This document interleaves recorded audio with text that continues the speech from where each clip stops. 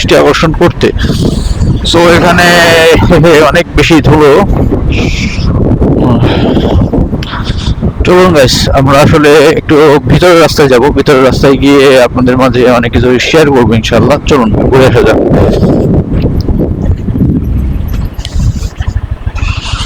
আমি এখন ডানে চলে যাব। ও মাই গড,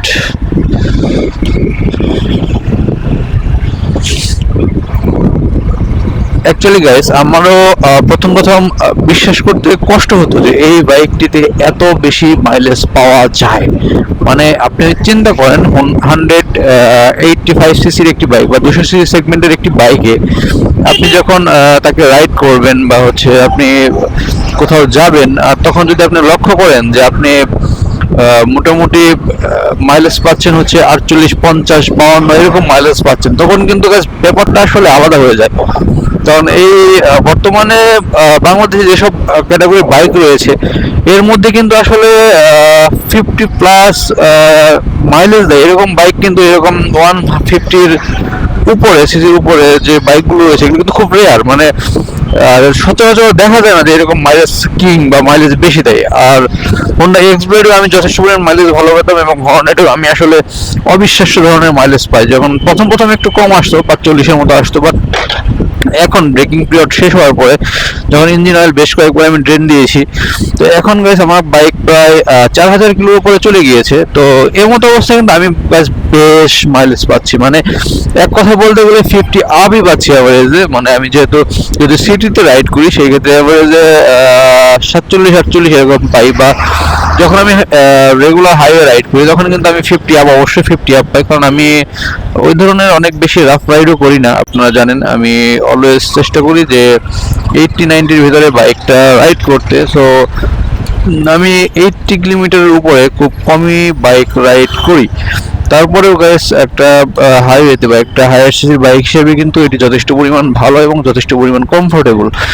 আমি যদি আপনাদেরকে বলি, আমি আগে কিন্তু ভাবতাম যে এটির সাসপেনশন বোধহয় ঠিক হবে না। মানে আমার কাছে প্রথম প্রথম কিন্তু বাইকটির সাসপেনশন একটু হার্ড মনে হয়েছে, এবং যারা বাইকটি রাইড করেছেন, যারা কিনেছেন, যারা ওনার রয়েছেন, সবাই কিন্তু একই প্রবলেম দেখা দেয়।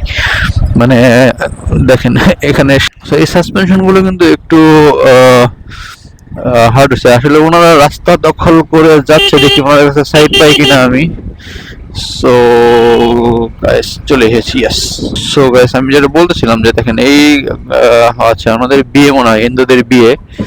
আসলে আমি কথা বলতে বলতে কথা এড়িয়ে ফেলেছি যে হিন্দুদের বিয়ে আসলে মন্দির থেকে সম্ভবত বিয়ে কমপ্লিট করে তারা চলে যাচ্ছে। সো এই বিষয়গুলো থেকে আসলে সনাতন ধর্মের বিয়ে আমি আসলে এর আগে এরকম ভাবে কখনো দেখিনি। এইটাই ফার্স্ট বলতে পারেন যে মন্দির থেকে সম্ভবত বিয়ে করি। আমি জানি না বিষয়টা কি, তবে আমার যতটুকু মনে হলো আমি ততটুকু বলতে পারি যে সম্ভবত একটি বিয়ের অনুষ্ঠান আমি দেখলাম আর কি, যে তারা বিয়ে করে যাচ্ছে সম্ভবত। কারণ আমি আই এম নট শিওর, কারণ আমি এর আগে কখনো দেখিনি, এই ধরনের সিচুয়েশনে পড়িনি আমি।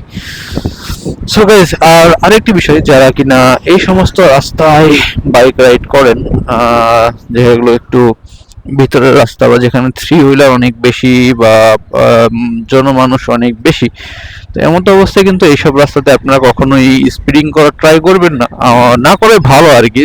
সেটা ক্ষেত্র বিশেষে আপনি করতে পারেন, বাট না করাই শ্রেষ্ঠ। কারণ এই সমস্ত রাস্তায় গাইস একটি আতঙ্ক হলো কুকুর, বিড়াল বা হচ্ছে গবাদি পশু। এবং আপনারা জানেন যে এই রাস্তার আশেপাশে অনেক বেশি বাড়িঘর রয়েছে, এটি একটি মাদ্রাসা। সো এই বাড়িঘরগুলোতে অবশ্যই কুকুর বিড়ালের সাথে গবাদি পশুও রয়েছে।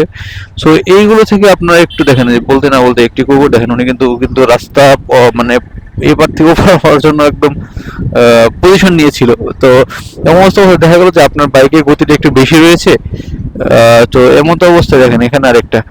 তো এরকম অনেক হায়ার গতিতে যখন আপনি হাই স্পিডে যখন আপনি থাকবেন, যদি আলাদা না করে কোনো কারণে কুকুরটি রাস্তা পার হতে আসে, ঠিক ওই মুহূর্তে কিন্তু আপনি কন্ট্রোল করতে পারবেন না আপনার বাইকটি। কারণ কুকুর যদি স্কিড করবে আর যদি স্কিড নাও করে, আপনি যদি কুকুরের উপরে আপনার বাইকটি উঠে যায়, আপনি কিন্তু 100% শিওর যে আপনি পড়ে যাবেন।